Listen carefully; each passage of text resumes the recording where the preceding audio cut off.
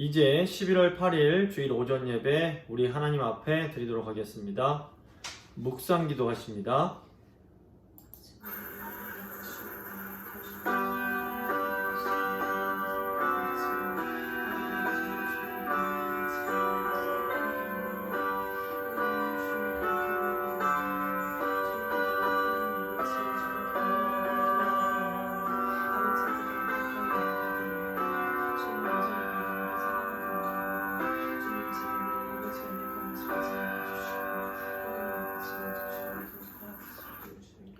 거룩하신 삼위일체 하나님, 하나님의 은혜와 약속 가운데 영광스럽게 구원받은 하나님의 백성들이 하나님을 예배하기 위하여 이 자리로 나왔습니다.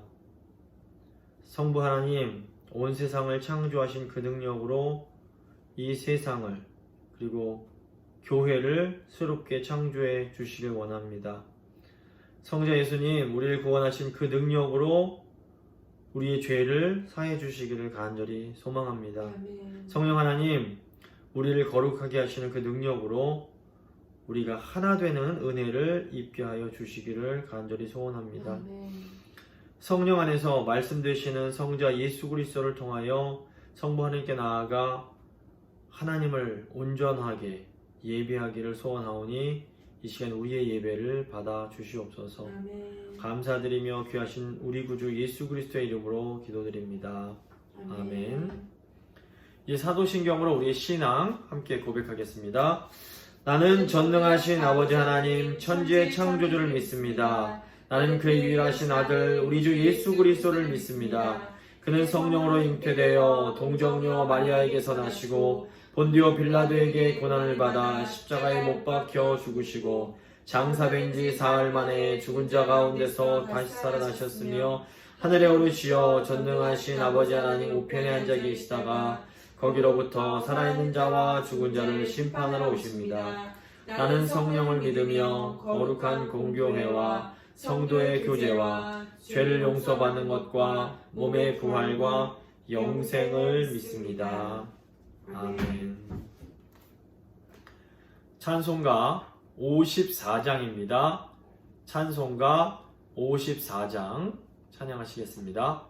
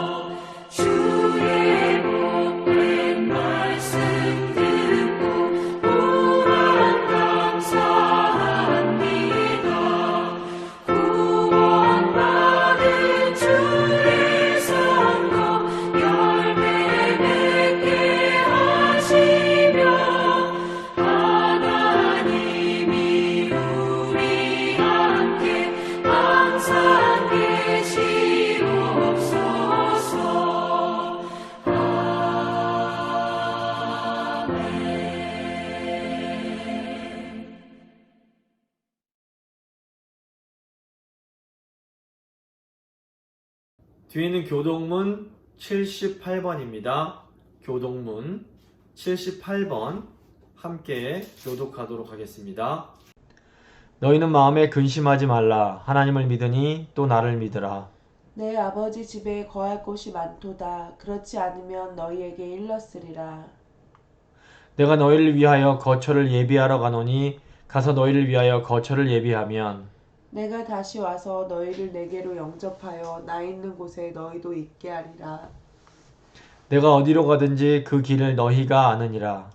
도마가 이르되 주여 주께서 어디로 가시는지 우리가 알지 못하거늘 그 길을 어찌 알겠사옵나이까. 예수께서 이르시되 내가 곧 길이요 진리요 생명이니 나로 말미암지 않고는 아버지께로 올 자가 없느니라. 아멘. 찬송가 582장입니다. 찬송가 582장 찬양하도록 하겠습니다.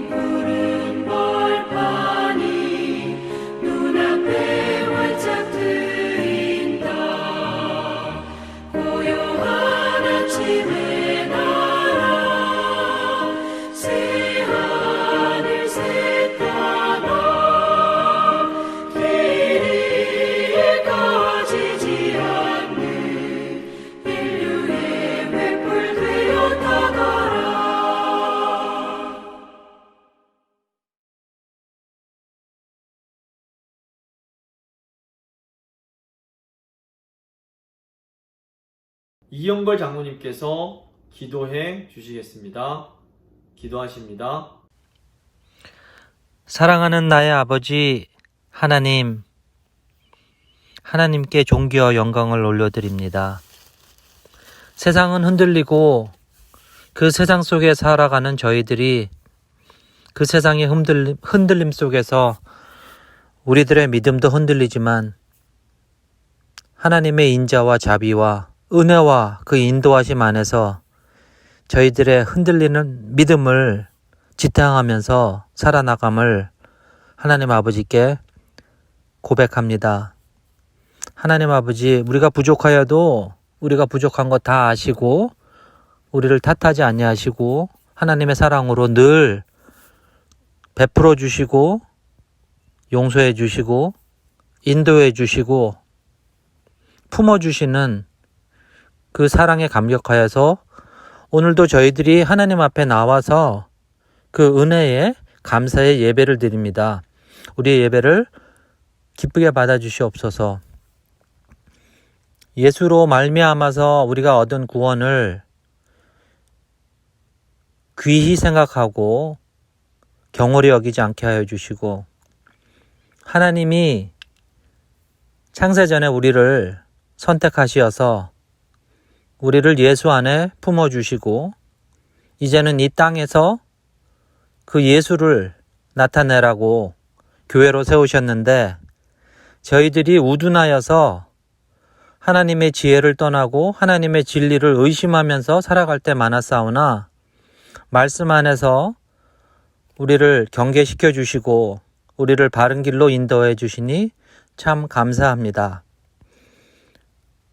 은혜로 얻은 구원을 받은 교회들이 모여서 하나님께 예배드릴 때에 하나님이 우리에게 들려주시고자 하는 말씀을 듣는 겸손함을 우리에게 허락하여 주시고 우리가 순종하는 마음으로 작정하고 하나님의 말씀을 따르기를 결단하는 한 시간 되기 원합니다. 하나님 아버지, 특별히 이번 갈라디아서를 통하여서 저희들이 육체에 속하여 사는 것과 성령 안에서 사는 것을 말씀을 통하여 깨달았습니다. 이 진리의 말씀이 우리 안에서 살아 역사하게 하여 주시고 육체의 일은 현저하여서 멸망으로 인도하는 길이고 성령의 일은 뚜렷하게 우리 안에서 성령의 열매를 맺는 길이오니 저희 모든 성도님들이 삶에서 성령의 열매가 주렁주렁 열리게 하여 주시옵소서. 하나님 아버지, 특별히 우리 다음 세대를 위하여 기도합니다. 우리 다음 세대 각 사람 마음에 다윗의 마음을 허락하여 주시옵소서. 먼저 창조주 하나님을 기억하게 하여 주시고 그 하나님을 경외하게 하여 주시고 그 하나님이 그들의 산성이 되시고 반석이 되시고 그들의 하나님이 그들을 지켜 보호하여 주시며 항상 푸른 초장과 물가로 인도하여 주시는 분이라는 것을 그들이 깨닫게 하여 주시옵소서. 예수님과 만나지 못한 다음 세대가 있으면 인격적으로 예수님 만나게 하여 주시고 예수님을 한번 만나봤던 다음 세대 사람들이라면은 그 예수님과 뜨겁게 나눴던 그 첫사랑을 다시 회복시켜 주시며 예수님의 사랑을 깨달아서 불평하기보다는 기다림으로 그 인내의 열매를 맺는 우리 다음 세대 되기 원합니다. 항상 자기는 부족하지만 자기를 덮어주시는 하나님의 사랑을 깨달았던 다윗과 같이 우리 다음 세대들도 자기들의 믿음이 연약하고 부족하여도 기다려주시고 응원하여 주시고 발목을 붙들어 주시는 그 하나님을 바라보고 묵상하게 하여 주시옵소서. 특별히 우리 교회 노년부들을 위하여 기도합니다. 이렇게 모여서 예배드리지 못하고 좋은 교제를 나누지 못하여서 영과 육으로 많이 힘들어하고 계십니다. 성령 하나님, 이 시간에도 그들의 마음속에 오셔서 위로하여 주시고 하루속히 우리 교회가 모여서 교제하고 하나님께 기쁨으로 예배드릴 수 있는 시간을 허락하여 주시옵소서. 하나님 아버지, 우리가 믿음 생활하고 인생을 살아가면서 우리가 마음속에 자랑할 것이 너무나도 많아서 다른 형제들을 마음을 상하게 하는 경우가 많습니다. 그러나 오늘 우리가 배운 말씀과 같이 우리에게 자랑할 것은 예수 그리스도의 십자가밖에 없다는 고백이 오늘 말씀을 통하여서 우리 마음속에 강하게 각인될 수 있도록 하여 주시며 이 세상의 모든 것들은 안개와 같아서 한번 지나가고 나면 다 없어질 것들인데 그것들로 인하여서 우리의 마음에 상처를 받고 흔들리지 않도록 우리의 마음을 지켜 보호하여 주시옵소서. 참 고마우신 하나님, 이 나라와 이 세상은 말세의 현상이 그대로 일어납니다. 우리가 말세를 당하여서 깨어 경성하는 하나님의 자녀들 되게 하여 주시옵시고 항상 하나님의 나라를 그리며 예수의 품으로 다시 돌아갈 그날까지 우리의 주어진 자리, 주어진 직분에서 충성할 수 있는 저희들 되게 하여 주시옵소서. 모든 영광과 존귀를 하나님께 올려드립니다. 예수님의 이름으로 기도드렸습니다. 아멘.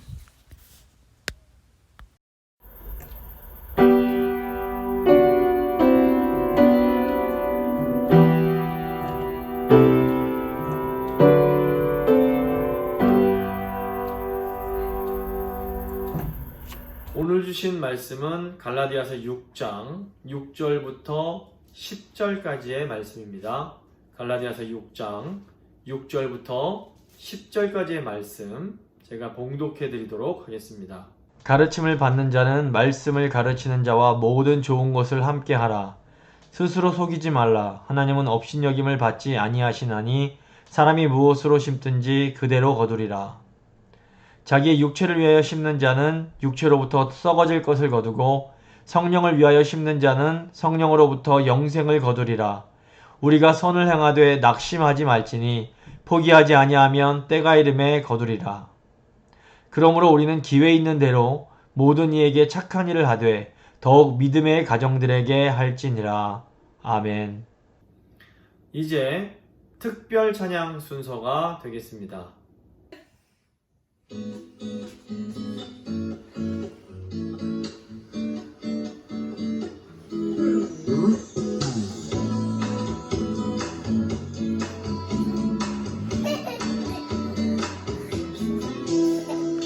나의 나간 낮은 마음 주님께서 기뻐하시고 작은 일에 큰 기쁨을 느끼게 하시는도다.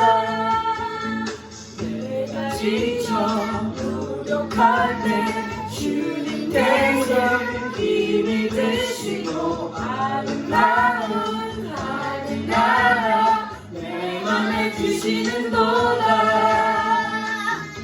우리에게 축복하신 하나님 사랑 낮은 자를 높여주시고 아름다운 하늘나라 허락하시고 내 모든 것 예비하시네. 찬양함의 기쁨을 감사함의 평안을 간구함의 하나님 알도록 하셨네. 오늘은 심음과 거둠의 원리라는 제목으로 하나님의 말씀 함께 나누고 같이 기도하도록 하겠습니다. 갈라디아서는 성도가 복음 안에서 누려야 할 참 자유가 무엇인지에 대해서 가르치는 책입니다. 그런데 이제 복음이 주는 이 자유는 인간의 의지와 관련된 자유입니다. 그래서 이 자유는 우주의 법칙과 서로 반대되는 것은 아닙니다. 예를 들어서 지구에서 살아가는 모든 사람들은 이 중력이라고 부르는 물리적 법칙의 지배를 받고 있습니다. 그래서 누구도 이 중력의 법칙에서 벗어날 수 있는 사람은 없습니다. 그런데 그렇다고 해서 우리가 나는 중력 법칙에 지배를 당하고 있으니 자유가 없다라고 말하는 사람은 없습니다. 근데 마찬가지로 온 우주를 지배하는 또 하나의 변하지 않는 법칙이 있는데 그것은 심은 대로 거두게 된다라는 법칙입니다. 이 법칙은 농경사회에서 발견된 법칙이지만 사실 단지 농사일에만 머물지는 않습니다. 이 법칙은 물리적 법칙뿐 아니라 우리의 인격과 영적인 차원에도 적용이 되는 우주적인 법칙이라고 할 수 있습니다. 그래서 어떤 분들은 이 법칙이 이 자유를 주는 복음과 모순이 되는 것 아닌가 하는 생각을 할 수도 있습니다. 하지만 이 중력과 인간의 자유의지가 서로 모순되지 않았던 것처럼 심은 대로 거두는 법칙은 복음이 우리에게 주는 자유와 결코 모순되지 않습니다. 우리는 예수 그리스도를 믿음으로 복음이 주는 참 자유를 얻고 또 누리는 사람들입니다. 하지만 동시에 우리는 심은 대로 거둔다는 이 불변의 영적 법칙의 지배를 받으며 살아가게 됩니다. 그렇기 때문에 우리가 이 세상에서 무엇을 심는가가 참으로 중요합니다. 복음이 우리에게 주는 자유는 우리가 이 땅을 살 때에 좋은 것을 심어서 좋은 열매를 거둘 수 있도록 도와줍니다. 복음이 주는 자유가 없다면 사실상 우리는 육체를 심을 수밖에 없고 결국 육체의 그 썩은 열매를 얻을 수밖에 없는 것입니다. 그래서 오늘 본문은 복음 안에서 자유를 얻은 우리가 이 땅을 살면서 심어야 할 세 가지가 무엇인지를 우리에게 분명하게 제시해 줍니다. 오늘 보면 세 부분으로 나눠서 살펴볼 텐데, 첫 번째는 말씀, 우리가 심어야 할 것 세 가지인데, 첫 번째는 말씀, 두 번째는 성령, 세 번째는 선행입니다. 말씀, 성령, 선행. 첫 번째, 우리는 무엇보다 말씀을 심어야 합니다. 6절입니다. 가르침을 받는 자는 말씀을 가르치는 자와 모든 좋은 것을 함께하라. 가르침을 받는 자는 말씀을 듣고 배우는 성도들이고, 말씀을 가르치는 자는 말씀 사역자를 의미합니다. 여기서 함께하라 라는 단어가 헬라어 코이노네오 라는 단어인데, 이 단어는 나누다, 교제하다 라는 의미가 있습니다. 중요한 것은 이 성도와 사역자가 바로 이 말씀을 중심으로 서로 연결이 되어 있다라는 것입니다. 성도들과 사역자는 다른 것이 아니라 말씀을 중심으로 이 나눔과 교제가 이루어져야 합니다. 기본적으로 모든 좋은 것을 함께하라 라는 것은 교인들이 말씀 사역자에게 그 물질적인 필요를 채워 주어야 된다라는 그런 의미입니다. 왜 교인들이 말씀 사역자의 물질적인 필요를 채워 주어야 하는 것일까요? 결론부터 말씀드리자면 말씀 사역이 그만큼 교회에 있어서 중요하기 때문입니다. 대부분 일반 교인들은 생업을 위해서 직업을 가지고 계시거나 이제 젊은 시절 직업을 가지고 계셨다가 이제 은퇴를 하신 분들입니다. 그래서 개신교의 경우에는 이 성직뿐 아니라 일반적인 직업도 하나님이 주신 소명이라는 것을 믿습니다. 이것은 이제 그 사역자들이 말씀을 전하는 것만큼이나 신자들이 세상에서 장사를 하고 노동을 해서 돈을 버는 것이 하나님 앞에서 똑같이 거룩하고 경건한 일들임을 의미하는 것입니다. 그래서 의도적으로 죄를 짓지 않는 도둑질이나 어떤 이런 나쁜 직업이 아닌 이상에는 직업에는 어떤 차별도 없고 또 열심히 일해서 정직하게 돈을 버는 것은 아주 귀하고 아름다운 일이라고 할 수 있습니다. 따라서 우리의 직업은 우리가 하나님의 뜻을 이 세상에서 실천하는 중요한 통로가 될 수 있습니다. 그래서 칼빈 같은 경우에는 이제 비즈니스맨들이 이 서로의 필요를 채워주는 이런 섬김의 역할을 하고 있다라고 가르치기도 했습니다. 그래서 교인들은 이렇게 6일 동안 열심히 일을 한 후에 주일에는 교회에 나와서 교회를 섬기게 됩니다. 근데 이제 성도들이 교회를 섬길 때에 성도는 하나님께서 주신 은사를 가지고 교회를 섬깁니다.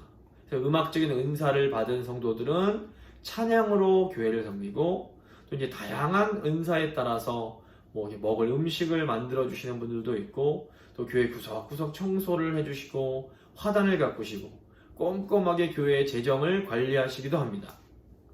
또 어떤 성도님들은 교인들이 성경을 더 잘 읽을 수 있도록 도와주시는 일을 하기도 하고, 또 장로님들은 교회의 제반 여러 가지 문제들을 꼼꼼하게 챙기면서 교회를 섬기십니다. 다 이렇게 하나님께 받은 은사에 따라 그 은사로 교회를 섬기는 겁니다. 그런데 이제 성도님들이 교회를 섬길 때에 내가 어떤 교회 섬겨서 어떤 이익 보겠다, 돈을 벌겠다, 이런 것 때문이 아니라 자원하는 마음으로 교회를 섬기십니다. 이제 마찬가지로 말씀 사역자도 내가 이 일을 해서 어떤 물질적인 이익을 얻겠다라는 마음이 아니라 자원하는 마음으로 주님께 받은 가르침의 은사를 사용해서 교회를 섬기는 것입니다. 하지만 이제 성경을 보면 말씀을 받는 자가 말씀을 전하는 자를 물질적으로 섬기는 것이 마땅하다 이렇게 가르칩니다.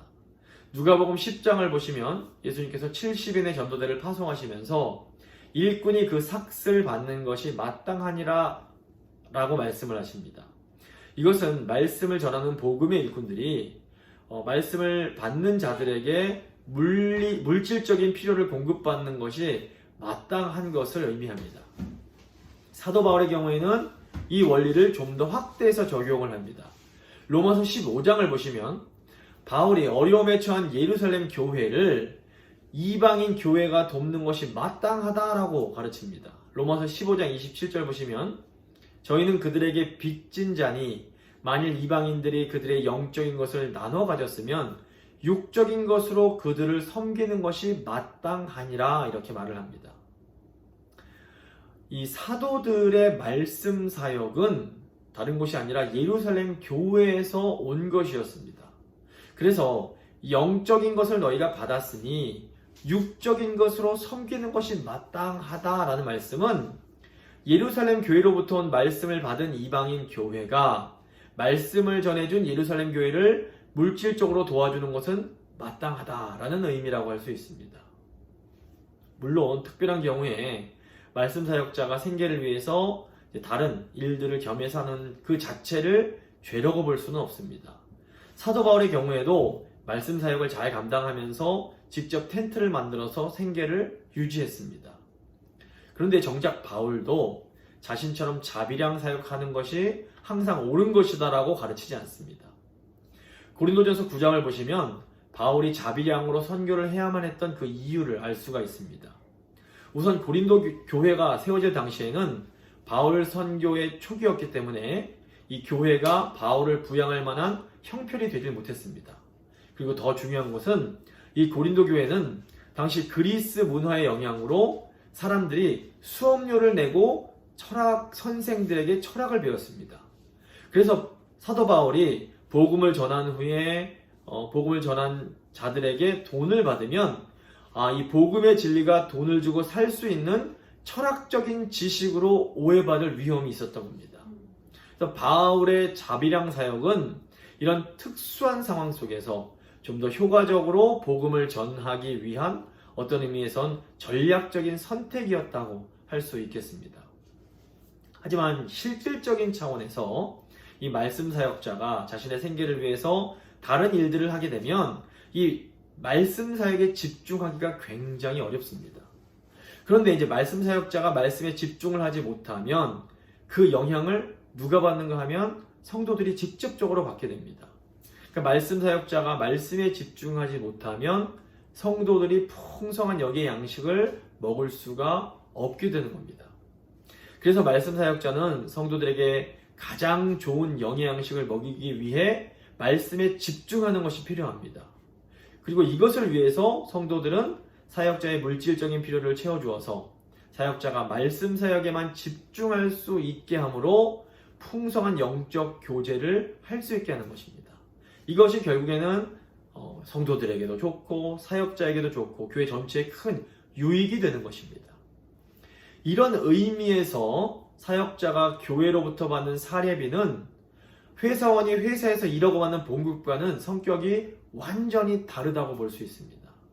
물론 법적으로 형식적인 차원에서 보면 이 목회자의 사례비도 봉급의 형태를 가지고 있습니다. 그래서 목회자도 사례비를 받으면 거기서 국가의 세금도 내고 또 국가로부터 혜택도 받고 그렇게 됩니다. 하지만 교회 공동체가 사역자에게 주는 사례비는 회사가 고용인에게 주는 봉급과는 다릅니다. 성도들의 입장에서 목회자의 사례비는 교회 공동체를 말씀으로 섬겨주는 사역자를 우리가 사랑하며 책임지고 돌보겠다라는 이런 헌신의 표현이라고 볼 수 있습니다. 또 사례비를 받는 사역자의 입장에서도 이 사례비는 성도들의 사랑과 헌신이 담긴 은혜의 선물로 받아야 합니다. 그렇기 때문에 사례비를 받을 때 내가 일하고 당연하게 받아야 될 봉급처럼 여기는 것은 문제가 있습니다. 그러니까 목회자는 사례비를 받을 때에 성도들의 사랑이 담긴 선물로 여기면서 늘 감사하는 마음으로 마음으로 받아야만 하는 겁니다. 이 영적인 원리를 모르게 되면 교인들이 내가 낸 헌금으로 목사 월급을 주니 나는 고용주요 목소는 고용인이다 라고 이렇게 생각하게 되는 경우가 있습니다. 또 어떤 목회자들의 경우에는 자기 스스로를 마치 고용인이라고 착각하고 사례비를 더 많이 주고 대우가 더 좋은 교회를 찾아서 가려고 하는 경우도 생기게 되는 겁니다. 이런 모든 악행들은 교회 공동체의 본질이 무엇인지를 모르는 영적인 무지에서 비롯된 것들입니다. 교회는 이 가정과 더불어 하나님께서 직접 세우신 공동체로서 이 세상에 세워진 어떤 조직들과는 전혀 다른 성격을 가지고 있습니다. 물론 교회도 사람들이 함께 모여서 생활하는 곳이기 때문에 질서도 필요하고 어떤 조직적인 형태도 갖추어질 필요가 있습니다. 하지만 교회는 본질적으로 어떤 회사라기보다는 도리어 서로 사랑하며 돌보는 영적인 가족에 훨씬 더 가깝습니다. 결국 말씀을 가르치는 자와 모든 좋은 것을 함께 하라는 말씀이 가장 강조하는 것은 무엇입니까? 하나님의 말씀이 교회의 중심이 되어야만 한다라는 것입니다. 교회의 중심은 하나님의 말씀이 되어야 합니다. 말씀이 풍성해져야 거기서 진정한 성도의 교제가 나오게 됩니다. 그렇기 때문에 말씀 사역자는 항상 말씀에 집중해야 하고 또 그 말씀을 받아먹는 교인들은 사역자들의 물질적인 필요를 채워주어서 사역자로 하여금 오직 하나님의 말씀에만 집중할 수 있도록 도와야 되는 겁니다. 바울은 이렇게 하는 것이 교회의 가장 유익함을 가르치고 있습니다. 7절 보시면 스스로 속이지 말라. 하나님은 업신여김을 받지 아니하시나니 사람이 무엇으로 심든지 그대로 거두리라. 이제 이 7절 말씀을 6절과 연결시켜서 이해하면 무엇이 됩니까? 우리가 심어야 할 것이 바로 말씀임을 알게 됩니다. 그런데 왜 스스로 속이지 말라? 하나님은 업신여김을 받지 않으신다라고 말씀할까요? 겉으로는 교회를 열심히 다니고 신앙생활을 열심히 하고 헌금도 열심히 드리는 것처럼 보여도 실상 그 마음에 말씀을 심지 않는 사람들이 있는 겁니다. 근데 이런 사람들은 결국 자기들이 심은 것을 거두게 됩니다. 우리가 정말로 하나님의 말씀을 심으면 여기엔 결코 후회함이 없습니다. 말씀을 소중히 여기면서 말씀을 심은 사람들은 반드시 유익한 열매를 얻게 됩니다. 우리가 삶을 살아가다 보면 우리의 경험만으로는 되지 않는 일들이 생깁니다. 그래서 우리의 지식이나 우리의 정보만으로는 도대체 뭐가 맞는 건지 판단할 수 없는 경우들이 생겨나는 겁니다. 이런 순간 우리가 바른 판단을 하고 옳은 분별을 하려면 어떻게 해야 할까요? 우리가 평소에 말씀을 심어 두어야 합니다. 마음에 말씀을 심은 사람은 이런 위기 때의 그 진가가 나타납니다. 말씀이 심겨진 사람은 가장 어렵고 분별하기 힘든 시기에 바른 방향을 잡을 수가 있게 됩니다. 그래서 시편도 보면 말씀을 묵상한 사람의 지혜가 경험이 많은 노인의 지혜보다 훨씬 더 낫다라고 말을 합니다. 그래서 말씀을 심는 사람이야말로 참된 영적 능력을 소유한 사람이라고 할 수 있습니다. 그런데 이 말씀을 심는 작업이 사실상 그렇게 쉽지만은 않을 때가 많습니다. 신편의 말씀을 봐도 때로는 우리가 울면서 씨를 뿌려야 할 때가 있는 겁니다. 그럼에도 불구하고 우리는 계속해서 말씀을 심어야 합니다. 심지 않으면 열매를 거둘 수가 없기 때문에 그렇습니다. 울면서라도 씨를 뿌리고 씨를 심으면 나중에는 반드시 기쁨으로 그 단을 가지고 올 수 있게 됩니다.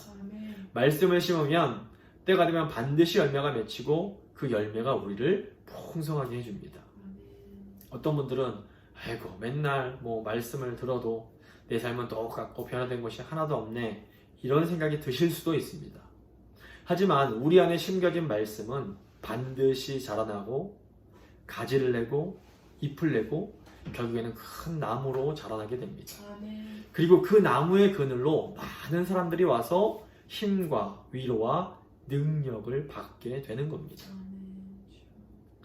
그래서 이 말씀을 심은 사람은 하나님의 때가 되면 잎이 풍성한 가지가 되어 많은 사람들에게 하나님의 복을 나눠줄 수 있게 됩니다.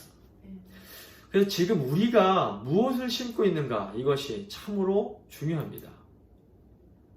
정말로 지혜로운 사람은 평소에 하나님의 말씀을 열심히 심습니다.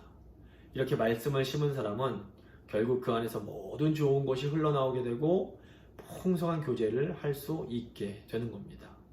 이제 두 번째로 우리는 성령께서 기뻐하시는 것들을 심어야 됩니다. 8절입니다. 자기 육체를 위하여 심는 자는 육체로부터 썩어질 것을 거두고 성령을 위하여 심는 자는 성령으로부터 영생을 거두리라. 육체를 위해서 심는다라는 것은 죄악된 본성을 기쁘게 하는 것이고 성령을 위해서 심는다라는 것은 성령을 기쁘게 하는 것을 말합니다. 죄악된 본성을 기쁘게 하면 결국은 파멸이지만 성령을 기쁘게 하면 영생을 얻게 됩니다. 자, 그렇다면 죄악된 본성을 기쁘게 한다는 것이 무엇일까요?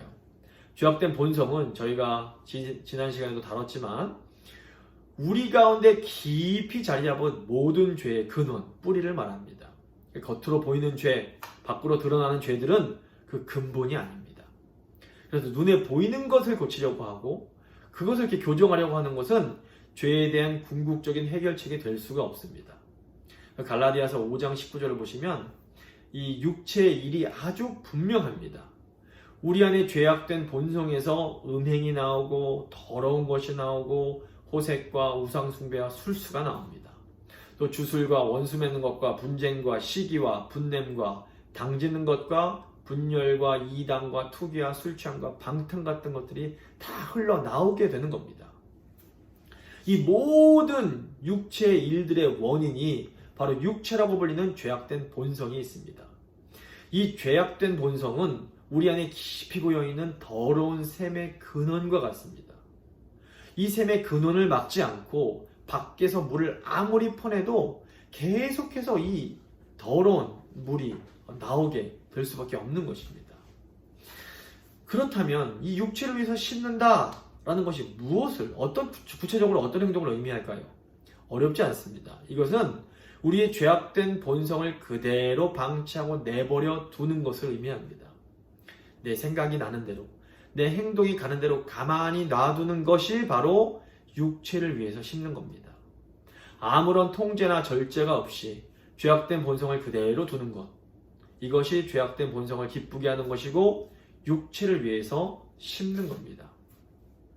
이렇게 육체를 위해서 심으면 그 안에서 죄가 점점 자라나게 되고 결국에는 썩어버리게 되는 겁니다. 저희가 잘 아는 것처럼 인간은 전적으로 타락한 존재입니다. 그래서 우리의 타락한 인격을 그대로 놔두면 우리의 인격이 점점 좋은 방향으로 가는 것이 아니라 점점 망가지고 망하는 방향으로 갈 수밖에 없는 겁니다. 오늘 말씀에 나오는 썩어질 것이라는 이 단어는 본래 음식에 사용되던 말입니다. 이제 몇 달 전에 저희 아내가 막내 아이를 낳고 산후조리를 할 때에 교회 권사님께서 미역국을 맛있게 끓여다 주신 적이 있습니다. 근데 그때가 이제 한여름이기 때문에 먹은 후에 냉장고에 넣어뒀어야 되는데 제가 깜빡 잊고 이것저것 하다가 그냥 잠이 들어버렸습니다. 아침에 일어나 보니까 이 미역국이 맛이 변해버렸습니다. 이 맛있는 국이 상해버렸기 때문에 제가 굉장히 이제 속이 상했던 적이 있었는데 이렇게 맛이 가버린, 상해버린 미역국의 상태가 바로 썩어질 것의 상태입니다.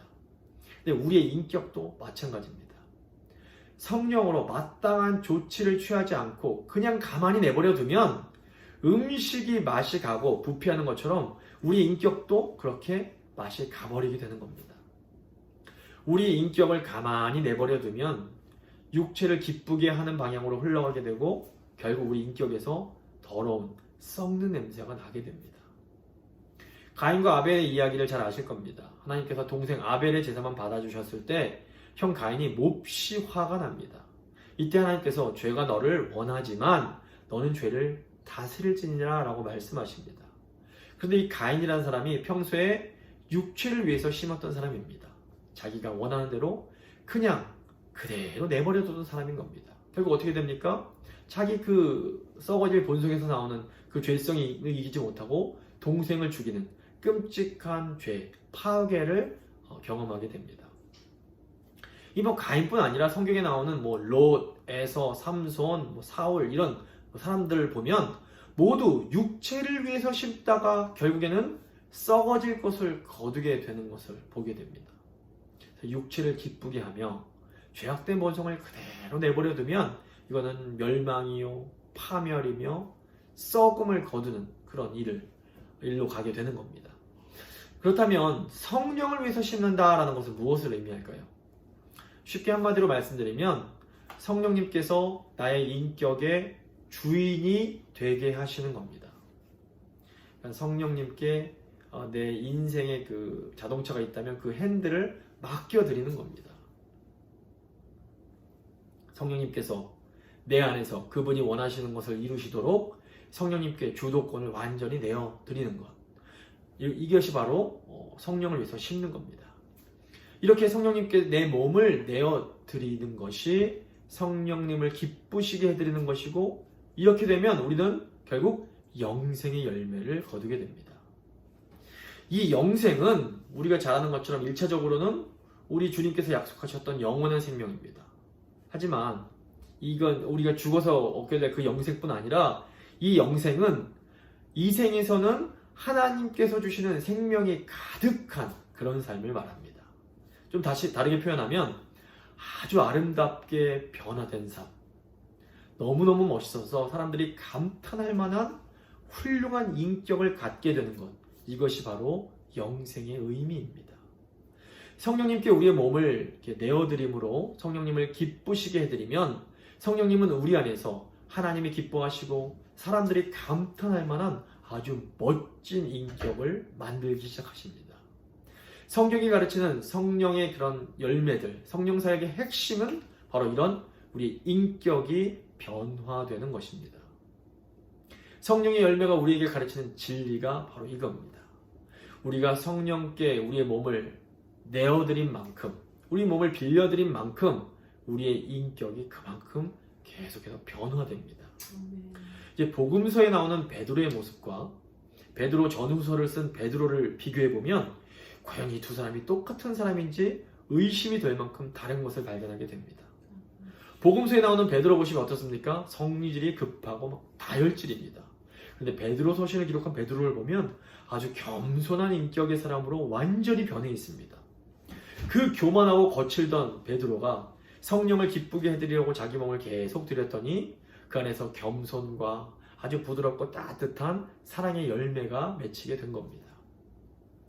유혹과 시험으로 완전히 망가졌던 베드로가 성령님과 동행을 하더니 이제는 마귀의 전략을 꿰뚫어 볼 수 있는 탁월한 영적 분별력을 가진 지도자가 되는 겁니다.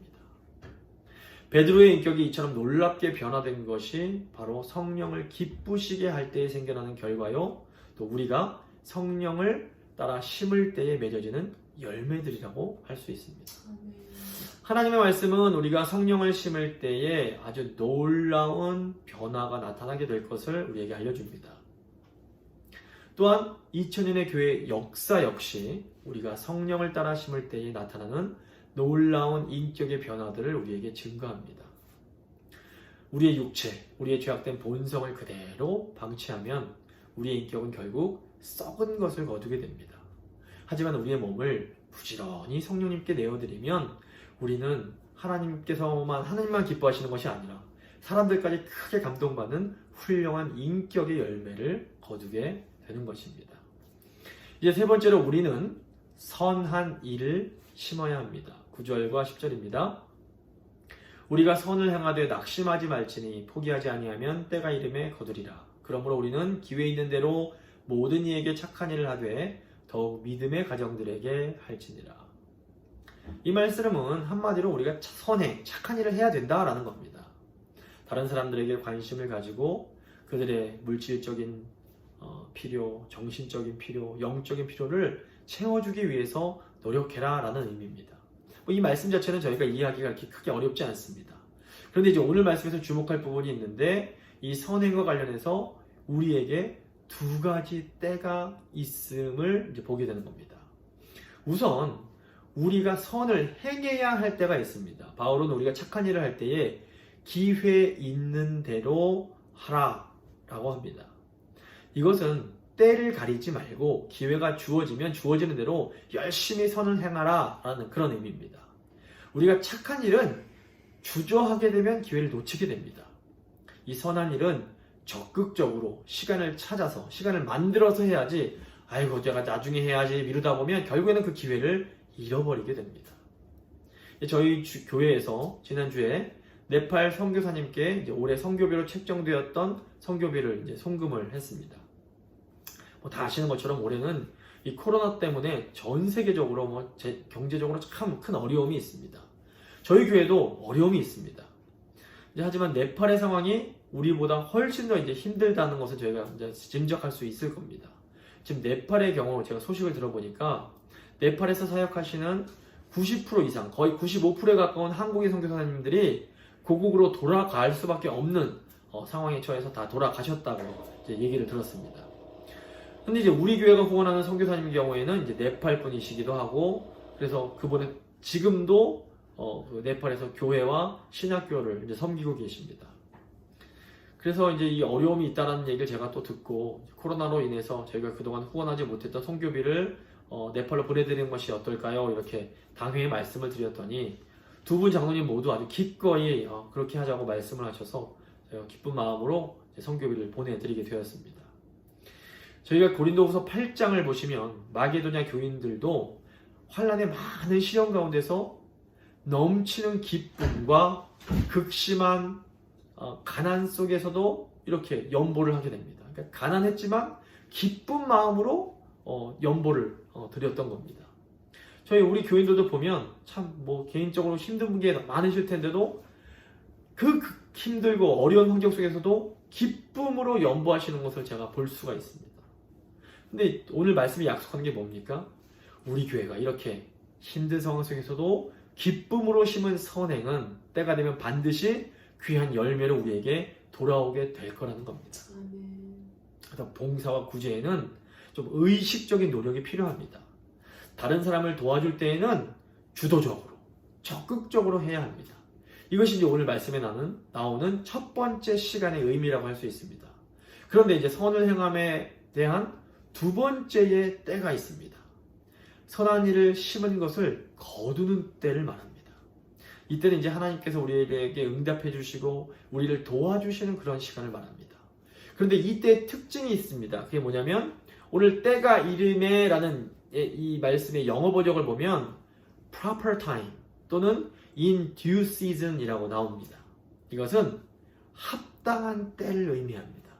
다시 말해서 이 시간은 하나님의 영역에 속해 있는 시간이라는 겁니다. 하나님께서는 하나님의 시간에 우리를 도우시며 응답해 주십니다. 그러니까 우리가 알지 못하는 하나님의 계획표가 있는 겁니다. 이 하나님의 시간표가 가장 정확하고 또 우리에게 가장 유익합니다. 그래서 이 시간을 기다리며 기대하는 것이 선한 일을 심는 사람의 바른 태도인 겁니다. 그래서 바울이 선을 행하며 낙심하지 말라고 합니다. 이 하나님의 때가 있다는 것을 이해하지 못하면 그 마음 가운데 낙심이 생겨나는 겁니다. 낙심이 생기고 피곤함이 몰려들고 불안과 답답함이 우리를 감싸게 됩니다. 하나님의 때가 있음을 깨닫지 못하면 스트레스를 받게 되고 의욕이 떨어지게 됩니다. 하지만 하나님의 때가 있음을 알고 하나님의 시간을 기다리는 사람에게는 어떤 일이 일어납니까? 베드로 사도는 이렇게 말씀을 합니다. 베드로전서 5장 6절 7절입니다. 그러므로 하나님의 능하신 손 아래에서 겸손하라. 때가 되면 너희를 높이시리라. 너희 염려를 다 주께 맡기라. 이는 그가 너희를 돌보심이라. 우리가 이 하나님의 때를 믿으며 선한 일에 적극적인지를 한번 잘 생각해야 됩니다. 부지런히 기회가 될 때마다 착한 일을 열심히 찾아서 심어야 됩니다. 왜냐하면 우리가 심는 대로 거두기 때문에 그렇습니다. 때가 되면 우리가 심은 것은 반드시 거두게 됩니다. 이것은 하나님께서 정해두신 불변의 법칙입니다. 그래서 또 한편으로 하나님의 때를 나의 계획표, 나의 시간표에 맞추려는 그런 헛된 시도를 이제 포기해야 됩니다. 하나님의 때를 내 스케줄에 계속해서 맞추려고 하다 보면 결국에는 낙심하고 아주 피곤한 인생을 살게 되는 겁니다. 나를 향한 하나님의 시간표가 있습니다. 그리고 바로 그때가 나에게 가장 유익한 때임을 믿음으로 우리의 모든 염려를 우리 주님께 맡겨버려야 합니다. 주님께서 우리를 책임지고 계심을, 우리를 돌보고 계심을 우리가 믿고 기다려야 되는 겁니다. 말씀을 마무리 지어보도록 하겠습니다. 심은 대로 거둔다 라는 것은 하나님께서 정해두신 불변의 법칙입니다. 우리는 무엇보다 하나님의 말씀을 심어야 합니다. 말씀을 평소에 열심히 심은 사람은 위기의 순간 바른 방향을 찾게 되고 그 말씀이 풍성한 나무를 맺어서 그 사람들에게 풍성한 하나님의 복을 나눠줄 수 있는 그런 인생을 살게 됩니다. 또 우리는 성령을 심어야 됩니다. 성령을 심은 사람은 사람들이 감동할 만큼 아주 훌륭하고 아름다운 인격의 열매를 거두게 됩니다. 또는 우리는 선행을 심어야 합니다. 선행을 심은 사람은 하나님의 때에 기가 막힌 하나님의 도우심을 경험할 수 있게 됩니다.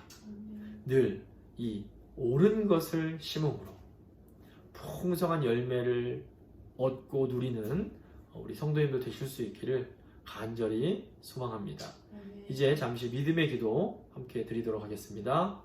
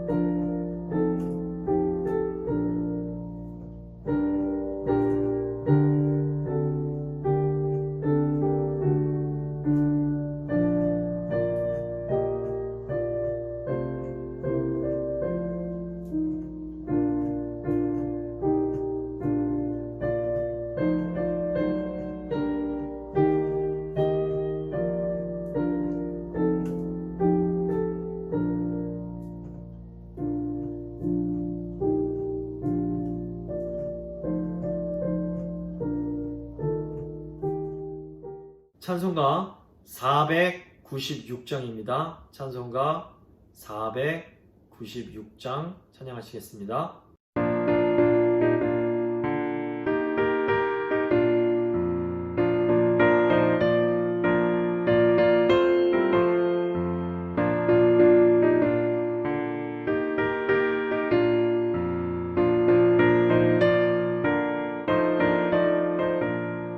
새벽부터 우리 살아남으로써 저녁까지 시를 뿌려봅시다.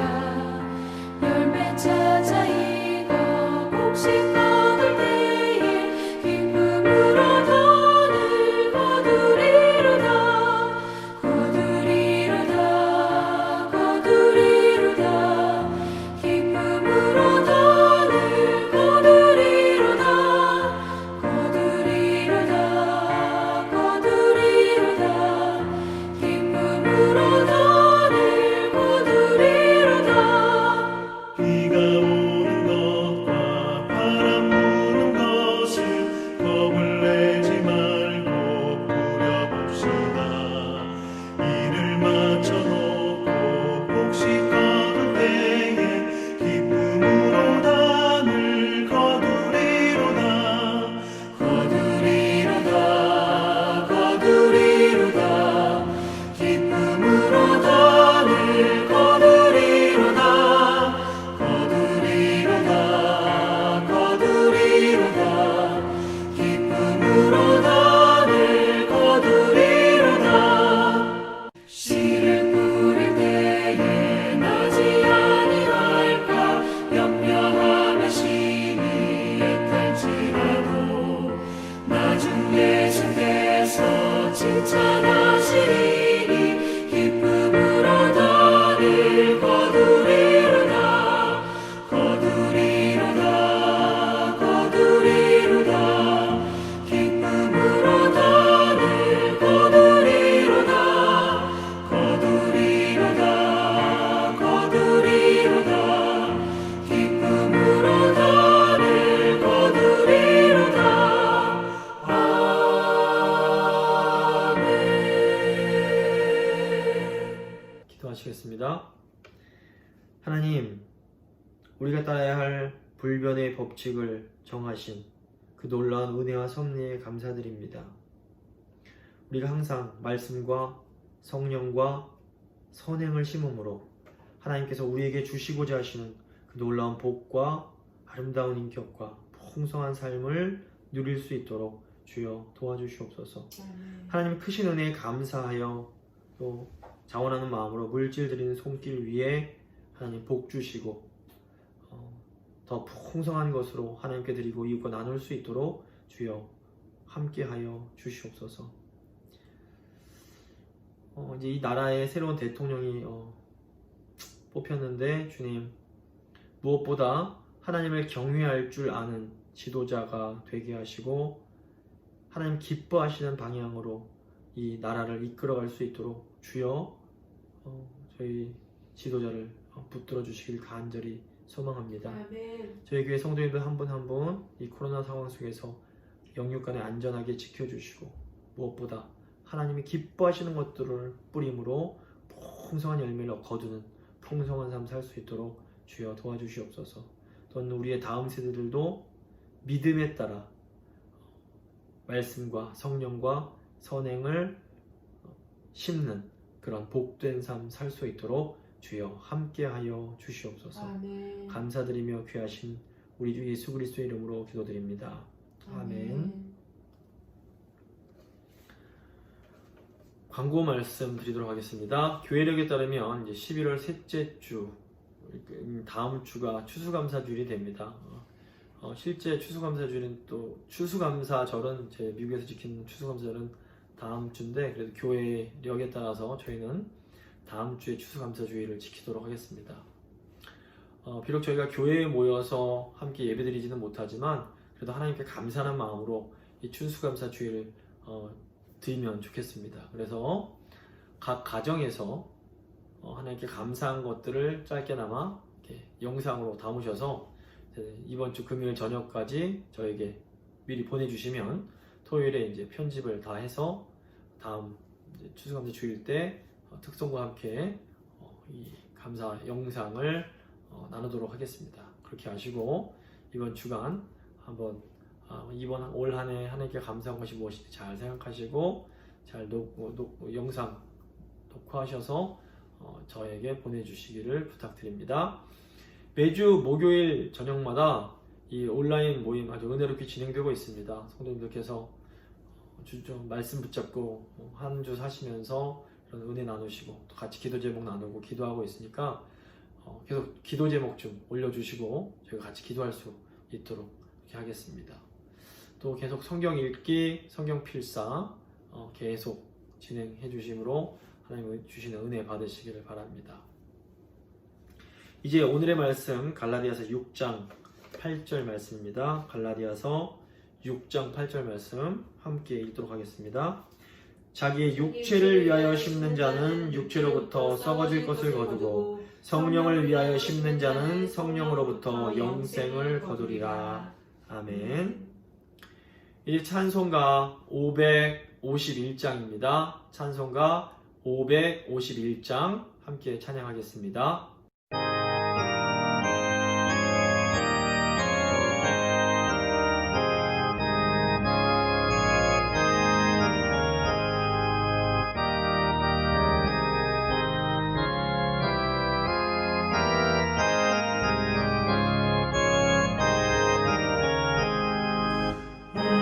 오늘까지 복과 은혜 내려주신 주